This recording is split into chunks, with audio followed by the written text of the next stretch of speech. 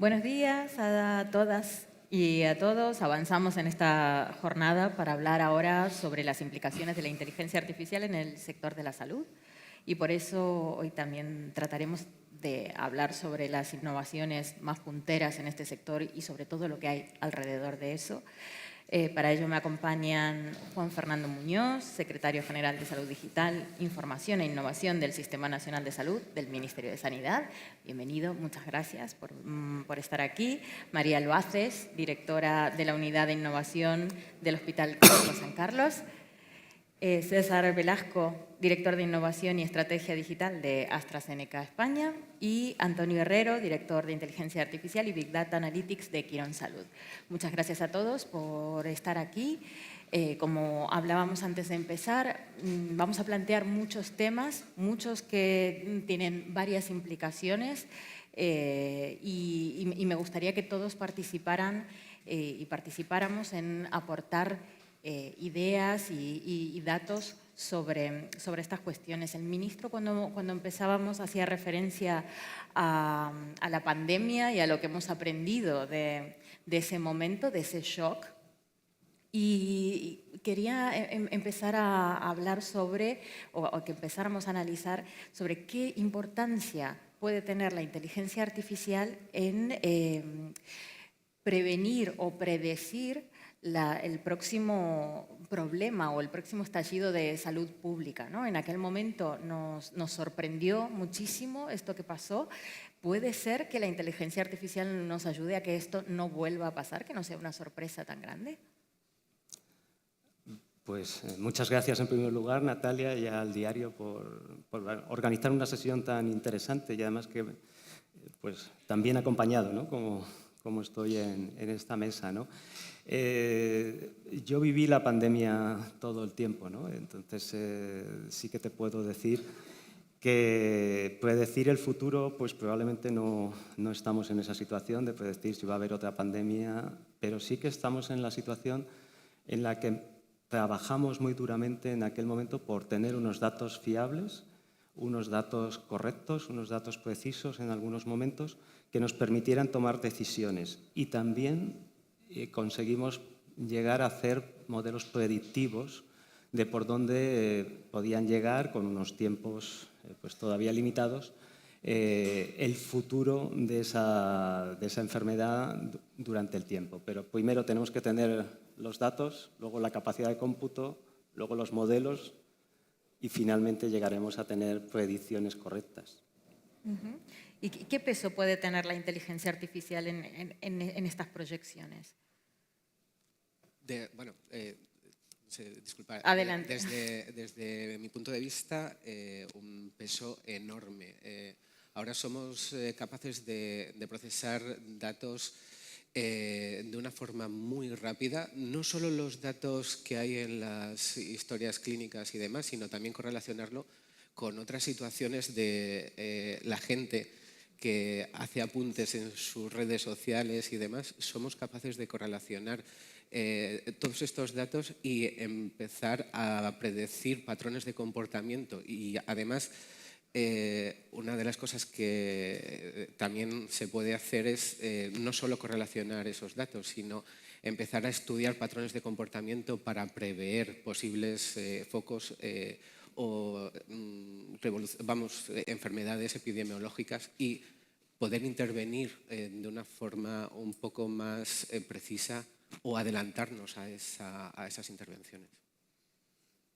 Hay un aspecto muy importante, y buenos días a todos y gracias por la invitación, que mencionaba Antonio ahora mismo, que es tener presente que los datos de salud provienen de fuentes diferentes a las que habitualmente acudimos. Mucho más allá de los datos de historia clínica, hay otros datos que están disponibles de la vida diaria de las personas, que bien utilizados, y de eso se ha hablado mucho en la mesa anterior, pueden darnos información muy importante para predecir. Datos de perfil epidemiológico que no necesariamente tienen que estar en repositorios epidemiológicos, pueden provenir de otras fuentes, del uso de transporte público o de los flujos de personas por sitios, datos de hábitos cotidianos, de consumo, de compras, cambios en esos patrones y cambios en el uso de las redes sociales. En las redes sociales aportamos muchísima información que no nos importa compartir. Esos datos bien utilizados se pueden integrar y ese es un aspecto fundamental para poder detectar precozmente cambios que puedan ser indicadores o cambios de tendencia sobre los que estar pendientes y anticipar para la toma de decisiones. Hablábamos, o mencionaba yo antes, este tema de salud pública, como fue la pandemia, pero hay otras, que es una enfermedad que aparece de repente o que estalla, pero hay otras enfermedades a las que hay que hacer un seguimiento, como por ejemplo las enfermedades mentales, que ahora estamos prestando muchísima atención a esto. Hay dentro del PERTE de Salud de Vanguardia hay una línea dirigida específicamente a anticipar las principales enfermedades físicas y mentales de cara a 2050. ¿Esto cómo se hace? ¿Cómo se plantea?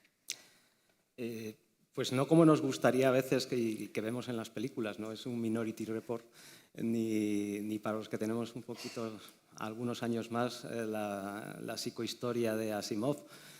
Pero sí que podemos hacer una serie de cosas alrededor de lo que estaban comentando tanto María como Antonio, que es pues, obtener una serie de datos, no solo clínicos, sino de comportamientos que sean predictivos de determinadas patologías, ¿no? Hay distintas experiencias. Fruto de esa preocupación se ha creado un comisionado para la salud mental dentro del Ministerio para focalizar todo ese trabajo, no solo desde el punto de vista tecnológico y de aplicación de la inteligencia artificial, sino también desde el punto de vista de asistencia alrededor de ello. Entonces, ahí ahora mismo hay bastantes iniciativas muy interesantes que tenemos que ver alrededor de esa previsión. Por ejemplo, pues, yo vengo del Mobile World Congress también, como decía el ministro, y se presentaba también una aplicación que a partir simplemente del reconocimiento facial para desbloquear tu móvil tenía una buena fiabilidad a la hora de detectar si estabas empezando un proceso de depresión, por ejemplo, ¿no? Ese tipo de aplicaciones basadas en entrenamiento sobre pacientes con... Porque registra los cambios en tu cara, un cambio de tendencia, digamos, en tus gestos. Efectivamente. Son 800 veces a la semana que desbloqueas el móvil de media y con esa información y ese entrenamiento es capaz de darte un input muy importante a ti o a tu profesional sanitario si estás en un programa de alerta, etcétera, sobre tu comportamiento y todo desde una perspectiva ética que también es importante, desde una privacidad que tú puedes controlar. Yo creo que es importante también que nos planteemos que la inteligencia artificial va más allá de la capacidad de hacer predicciones. Tradicionalmente se habían hecho regresiones logísticas, análisis multivariantes para poder predecir. Y la inteligencia artificial, una de las primeras cosas que nos ofreció es poder diseñar algoritmos que son rápidos y que nos ayudan a hacer esos modelos de una manera más sencilla, incluso de una manera menos guiada, y que llevan a resultados que son muy interesantes a la hora de poder predecir. Pero la realidad es que la inteligencia artificial, como comentan los compañeros, está llevando aplicaciones a la práctica que van mucho más allá de la predicción.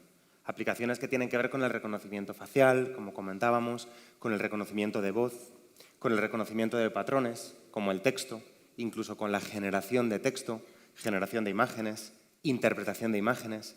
Y eso lo que nos trae, y nos lo trae además acompañado nuestro PERTE, es la posibilidad de hacer proyectos que realmente tengan impacto en el sistema sanitario a la hora de hacerlo más sostenible, a la hora de acompañar a los pacientes y a los profesionales sanitarios con retos como las enfermedades crónicas.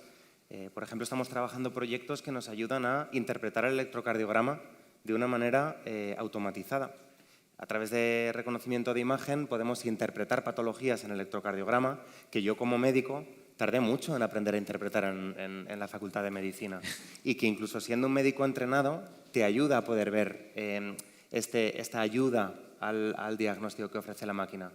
Estamos identificando con inteligencia artificial reconocimiento de voz si un paciente va a tener insuficiencia cardíaca reagudizada 15 días antes de que reagudice, pudiendo controlar la enfermedad y evitando la hospitalización.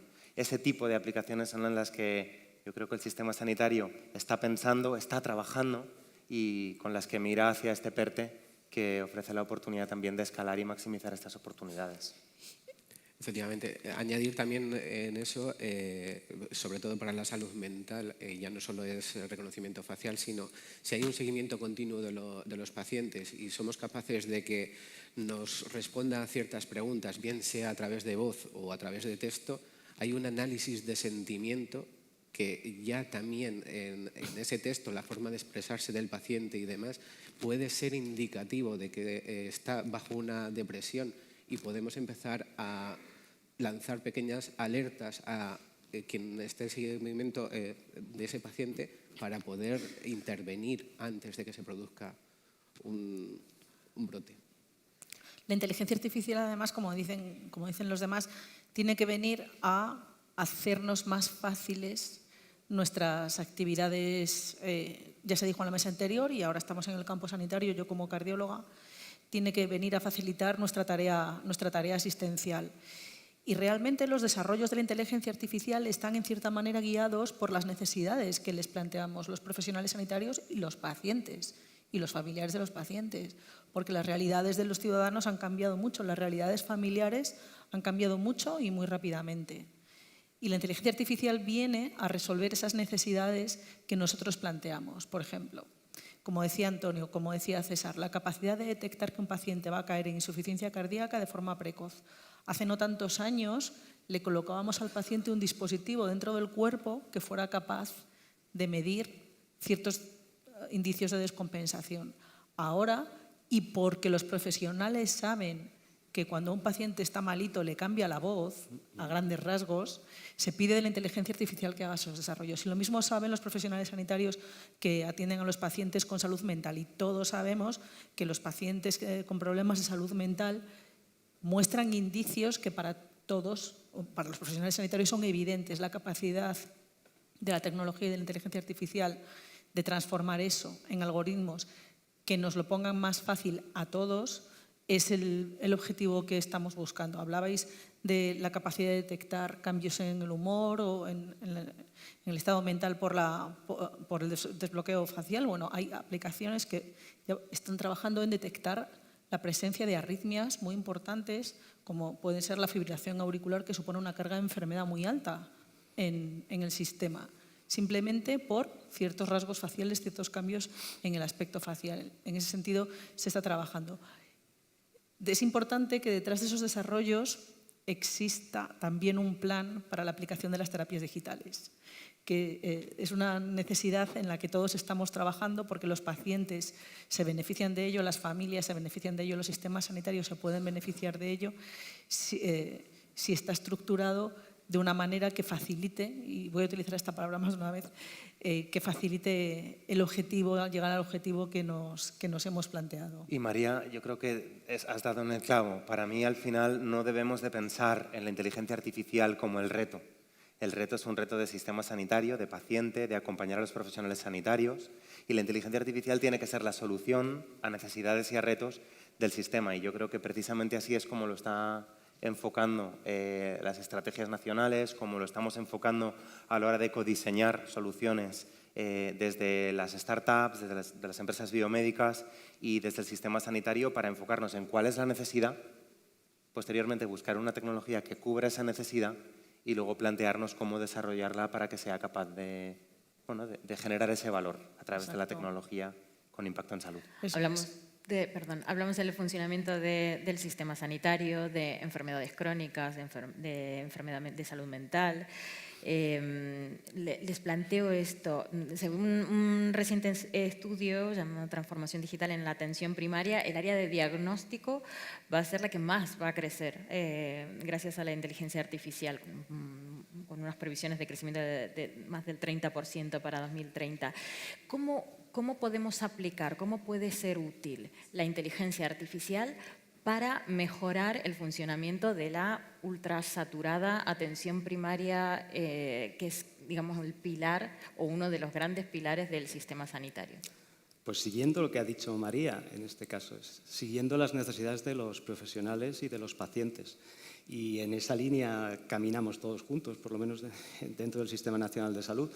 Ahora mismo, ¿qué nos estamos planteando específicamente? Fruto de la Estrategia de Salud Digital que concebimos con las comunidades autónomas y que utilizamos los fondos de recuperación y resiliencia para dotar, se dedicó en el PERTE todo un área dedicado a la aplicación de las tecnologías en la atención primaria, como la gran damnificada y como la seña de identidad de nuestro sistema sanitario, ¿no? Ese eje vertebrador que nos permite guiarnos a través de nuestro sistema sanitario.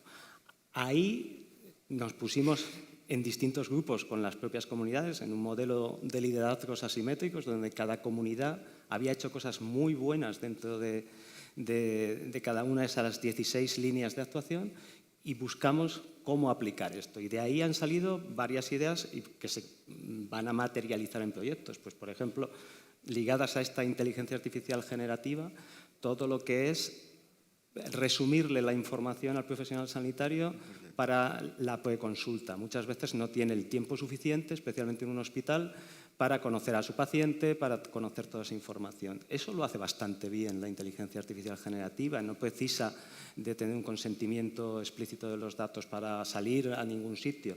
Después, en la propia consulta, ser capaz de ayudarle a centrarse en su relación entre el profesional y el paciente, si somos capaces de interpretar esa información y el lenguaje hablado dentro de esta inteligencia artificial multimodal es una de sus grandes ventajas y somos capaces de reducírsela y darle ya al profesional ese trabajo hecho de transcripción, podremos apartar este elemento que dificulta esa relación y esa humanización entre el profesional y el paciente. No tendrá que estar tecleando continuamente todas ese tipo de cosas. Eso es lo importante y reducir esa carga de morbilidad para los pacientes, especialmente en aquellos que más la sufren. Y quiero recordar que hoy es el Día Internacional de las Enfermedades Raras. Pues tenemos un proyecto concreto para las patologías, para este tipo de patologías minoritarias y para sus familias de la aplicación de la tecnología y acercarles el conocimiento experto a las familias y a los profesionales, sobre todo los de atención primaria, que están en primer nivel. Totalmente de acuerdo con lo que dice Juan. También tener en cuenta uno de los grandes avances es la monitorización remota. A través de aparataje de IoT y demás podemos establecer una relación con el paciente sin tener que ir al centro de salud, nada más exclusivamente cuando se produzca una anomalía en ese estudio de datos que está vinculado a una monitorización real con el facultativo. Y luego, por otro lado, mediante el procesamiento de muchos datos, pues quitar carga administrativa, hacer más eficientes los procesos de atención y de triaje de esos pacientes. Van a facilitar muchísimo. Completamente. Desde algoritmos para identificar enfermedades de manera precoz o antes, en sistemas sanitarios como el nuestro todavía tardamos a veces en patologías específicas entre 1 y 5 años sin identificar el diagnóstico final de síntomas que a veces son complejos. Por ejemplo, en las enfermedades raras es difícil ligar unos síntomas con otros o la genómica con un síntoma clínico y precisamente ahí es donde entran esos análisis con algoritmos de identificación, con alertas que ayudan a identificar antes, a diagnosticar antes. Y más allá de eso, inteligencia artificial conversacional, por ejemplo, que se utiliza para ampliar una consulta de enfermería más allá de las paredes de un centro sanitario. Tenemos una startup española que es magnífica, que lo que hace es que llama a los pacientes con una inteligencia artificial que no diferencias de una voz humana y que es capaz de preguntar por unos cuestionarios específicos, los que quieran los médicos y las enfermeras, cuestionarios de calidad de vida, cuestionarios de seguimiento de la patología y que introduce directamente los datos en la historia clínica. Este tipo de aplicaciones son en las que estamos pensando, trabajando y también soñando a futuro y tenemos que pensar sobre todo hacia la ciudadanía, que cuando pensamos en inteligencia artificial casi todo el mundo piensa en inteligencias artificiales generalistas, en inteligencias artificiales que sustituyen al humano. El pensamiento humano es muy complejo. La cantidad de conexiones, de algoritmos neuronales que tiene el cerebro humano es complejísima. Ahora mismo la inteligencia artificial está muy lejos de llegar a esa complejidad de inteligencia generalista. pero cuando tú pones una red neuronal de inteligencia artificial a trabajar en una inteligencia artificial sencilla, en un pensamiento específico, como es identificar un patrón, como es reproducir la voz humana, como es sintetizar y resumir un texto, ahí trabaja muy bien.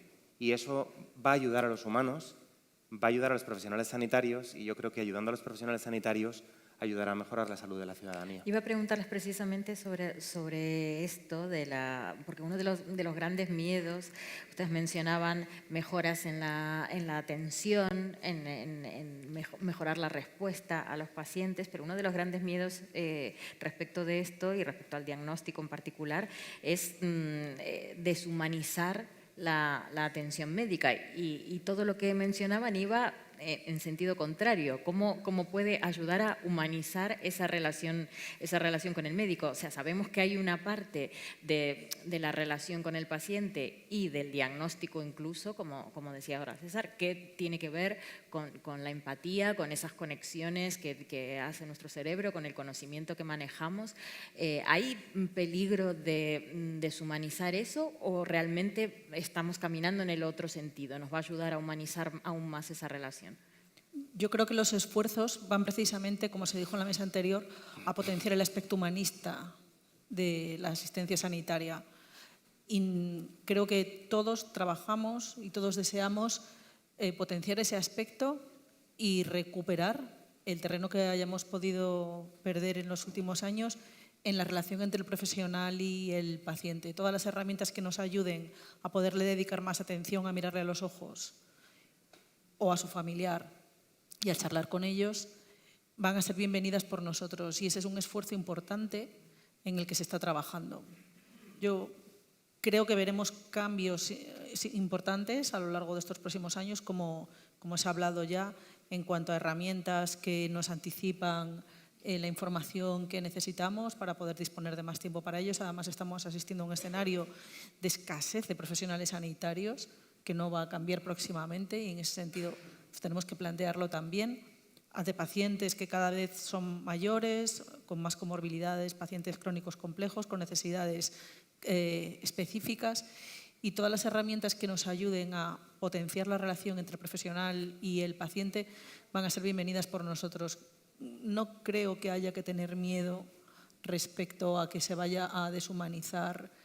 Yo creo que apartaremos la pantalla, de forma real o virtual, pero apartaremos la pantalla y retomaremos el cara a cara, que lo estamos haciendo ya, y estamos trabajando activamente en todos esos tipos de proyectos que nos permiten, ¿verdad?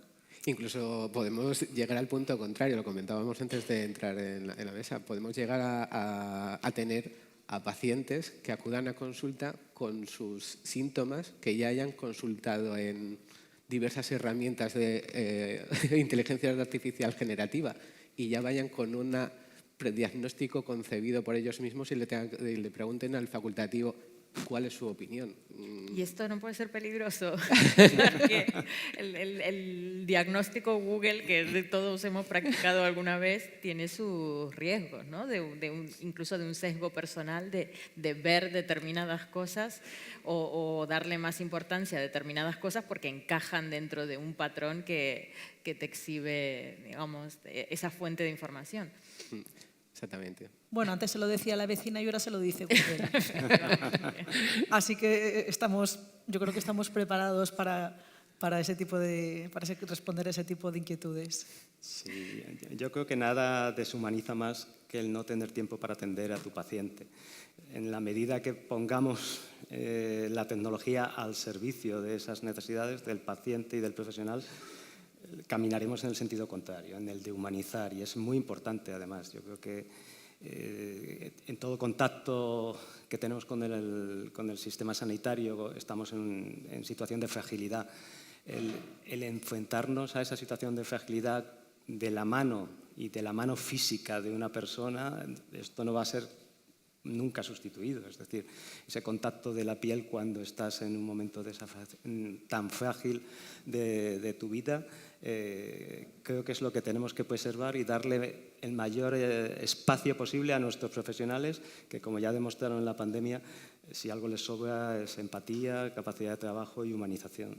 Facilitar el trabajo de los profesionales para que puedan tener esos 10 minutos que están pidiendo en atención primaria para atender a sus pacientes.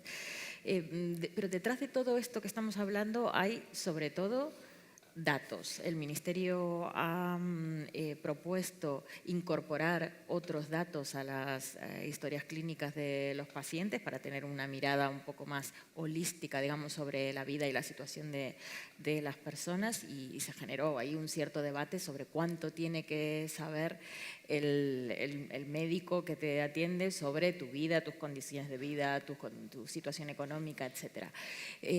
Me pregunto, ¿cuánto peso tienen estos datos en todo esto que estamos hablando? Estos no, digo, los datos sobre las personas, y cómo podemos despejar ese temor a que nuestros datos más íntimos, que son los que tienen que ver con nuestra salud o con nuestra vida, no se utilicen de una manera inadecuada. Este es el nudo gordiano de lo que hacemos. Es decir, si no tenemos datos, no vamos a tener datos precisos, datos concretos, datos útiles, no vamos a poder utilizar las tecnologías. La inteligencia artificial lleva desde los años 60. Gran parte de los algoritmos del perceptor multicapa de las redes neuronales es de los 60. La diferencia fundamental y por qué han pegado este acelerón es porque ahora tenemos capacidad de cálculo y tenemos datos. Y por tanto es fundamental. Y para tener esos datos tendremos que generar confianza. Igual que para vacunar a un país tuvimos que apoyarnos en la confianza de nuestros profesionales, y mi madre no se hubiera vacunado si no le llama a su enfermera para decirle, oye, sí, esto es seguro, y a la que conoce desde hace 15 años, y eso es lo que genera esa confianza. Si no generamos la suficiente confianza en la sociedad, pues tendremos problemas para tener esos datos de calidad. Para generar esa confianza, un valor muy importante es tener una regulación adecuada en todo esto, adecuada que permita la innovación y adecuada que permita proteger esa privacidad y esa información que consideramos tan sensible, pero que a la vez nos permita cruzar esa información, porque, como hemos dicho, no solo la información clínica es importante aquí, sino cross-sectorial, desde los determinantes sociales o socioeconómicos, que son muy importantes, y yo creo que todo el mundo sabemos que el código postal es el mayor determinante de tu salud, y otros más, ¿no? Para eso la regulación es fundamental. En la mesa anterior se hablaba de la IAAT.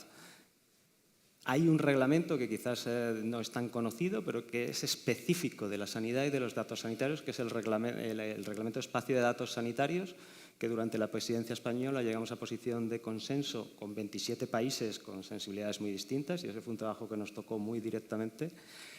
Muy interesante, de las cosas más interesantes que he hecho en los 20 y tantos años que llevo dedicado a esta parte de la sanitaria, porque lo que vemos es la posibilidad de que esa regulación, que lo que nos va a hacer es permitir acceder a toda la sociedad en una condición de igualdad a esos datos, con unos equilibrios de protección, es decir, limitados a unos casos de uso, limitados a una anonimización, y en el caso de que haya una pseudoanonimización, para poder cruzar esa información de la que estamos hablando, no te permite la identificación de la persona, pero sí la trazabilidad y unir esos datos. Está sujeto a una autorización de un organismo de acceso a datos que tiene que evaluar esas peticiones.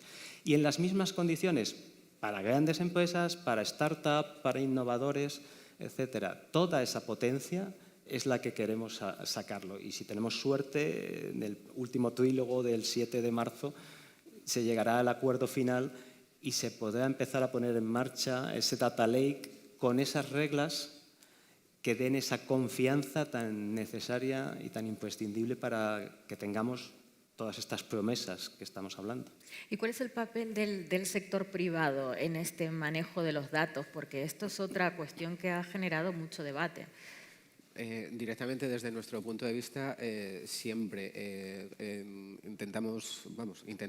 lo hacemos, cumplimos con el reglamento europeo. Estamos también muy interesados en el espacio europeo de datos. De hecho, estamos en diferentes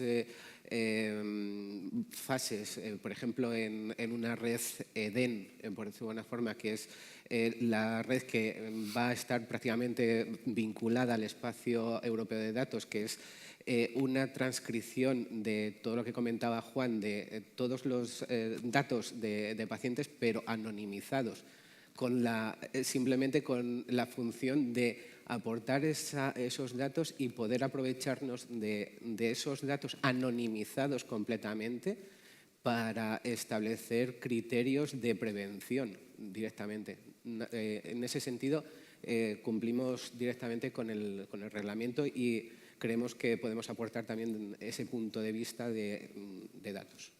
Es muy interesante lo que tú dices, porque el reglamento, por primera vez, lo que es aplicable es tanto al sector público como al sector privado, y además establece la obligación de colaboración.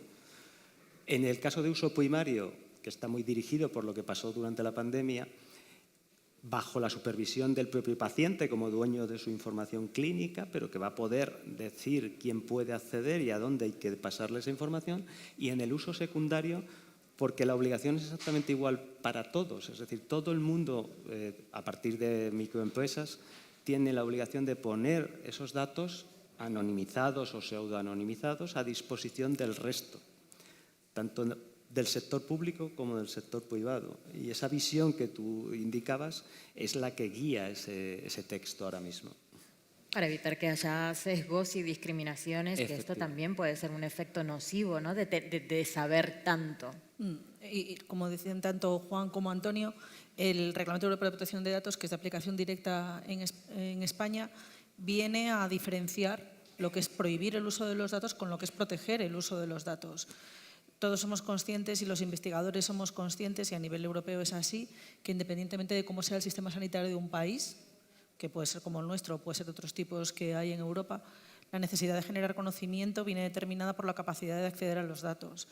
Y los investigadores y las sociedades científicas y los organismos regulatorios cada vez son más exigentes y ya no admiten evidencia que no venga refrendada por grandes cantidades de datos, y ya no se ve sentido a no poder acceder o a no poder compartir a los datos no solamente generados por tu organización o por tu institución, sino a los datos que verdaderamente reflejan la realidad, que es el conjunto de los datos disponibles, en este caso en nuestro entorno, en el entorno europeo. Y realmente el espacio europeo de datos está llamado a potenciar la colaboración entre todos los agentes implicados y mejorar la disponibilidad de los datos para todos, para los clínicos, para los investigadores y para la industria del sector, y estamos muy contentos con esa regulación y con ese marco y deseosos de que se termine de desarrollar. Porque imagino que conocer o tener estos datos también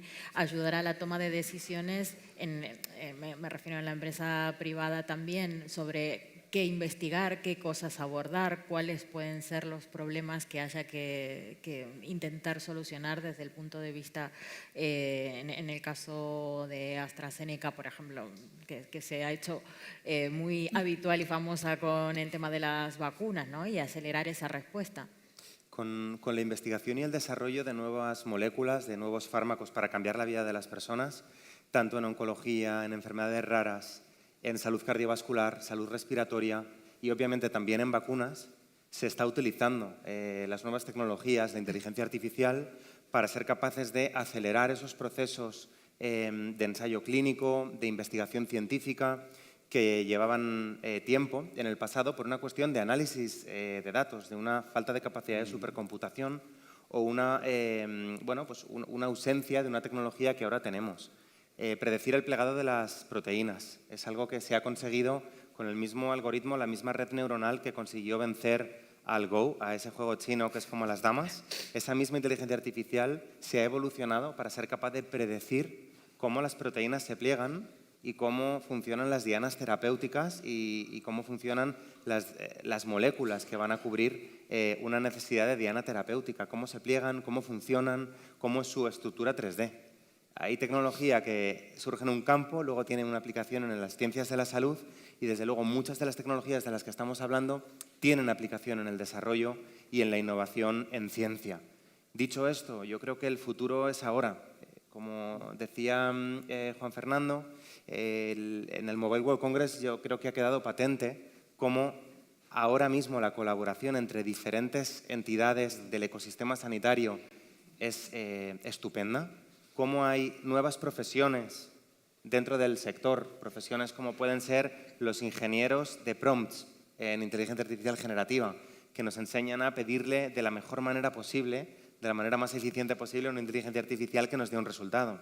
Pero a mí me interesa más que las nuevas profesiones ver cómo están evolucionando los talentos actuales. Como nosotros, como profesionales de la sanidad, cada vez estamos más cerca de la tecnología, pero tenemos tecnólogos que están cada vez más cerca del mundo de la sanidad y cómo las profesiones están adaptándose a estas tecnologías para hacer mejor y más rápido la ciencia, la asistencia sanitaria y la atención más humana a los pacientes. Eso es fundamental, crear entornos multidisciplinares, y estamos haciendo esfuerzos muy importantes en eso, da un resultado espectacular y aumenta exponencialmente la velocidad de consecución de objetivos en el hospital clínico.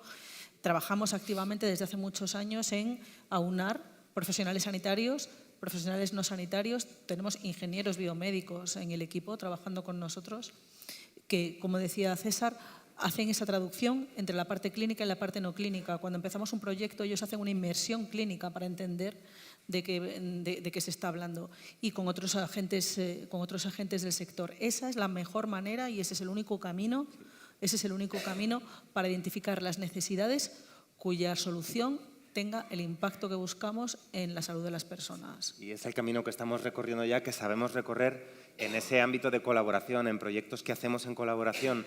Sí somos expertos. No somos expertos en predecir el futuro, nos preguntabas antes.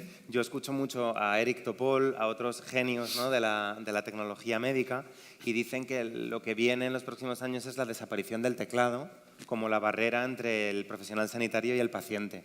Yo no te sé decir, Natalia, si eso va a pasar o no. Lo que sí te sé decir es que con el tipo de colaboración y de proyectos que tenemos y con un PERTE detrás para apoyarlos, es muy posible que consigamos cosas que tengan impacto en salud, más allá de lo que ahora mismo somos capaces de imaginar en esta mesa. Y como profesionales de la salud, a todos les pregunto, ¿cuánto saben los médicos de inteligencia artificial?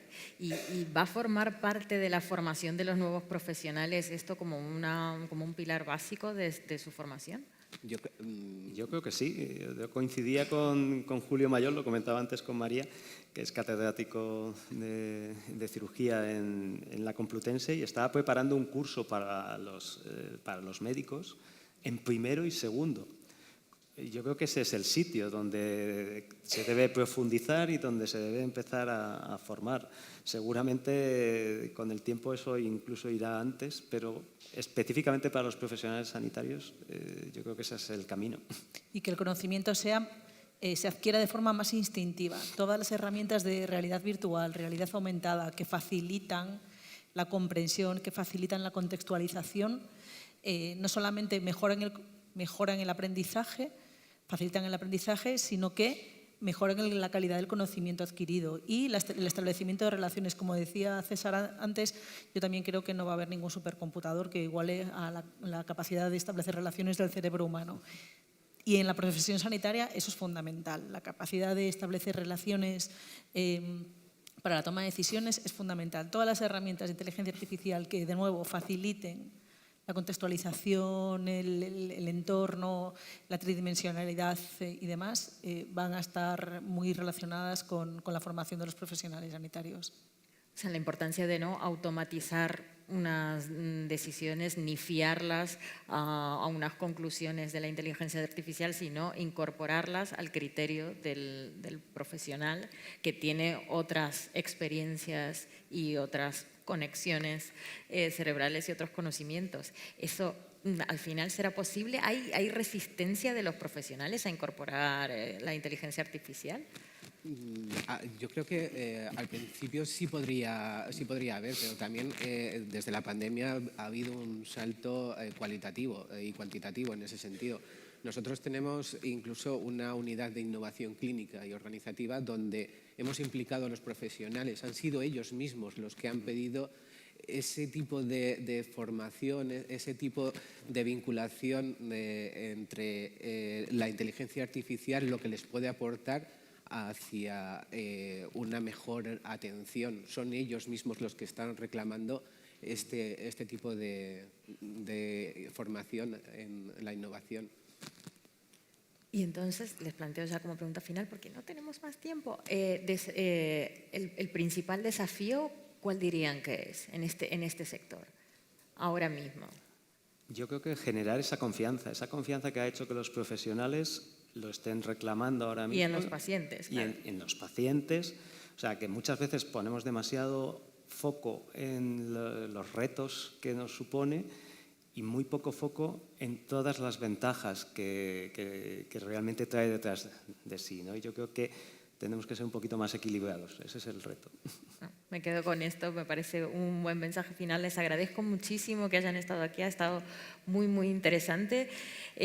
Acabamos aquí esta mesa de conversación, pero antes les anticipo que vamos a tener ahora la entrevista grabada de Ignacio Escolar a José Luis Escrivá, la entrevista que le ha hecho el ministro para la Transformación Digital y de la Función Pública de España. Después vamos a hacer una pequeña pausa de 25 minutos para tomar un café, reponernos, en la sala Valle Inclán, que está media planta más arriba, y retomamos de nuevo en esta misma sala a las 12 con la mesa Movilidad e Inteligencia Artificial, así cambiará la forma en la que nos desplazamos. Muchas gracias.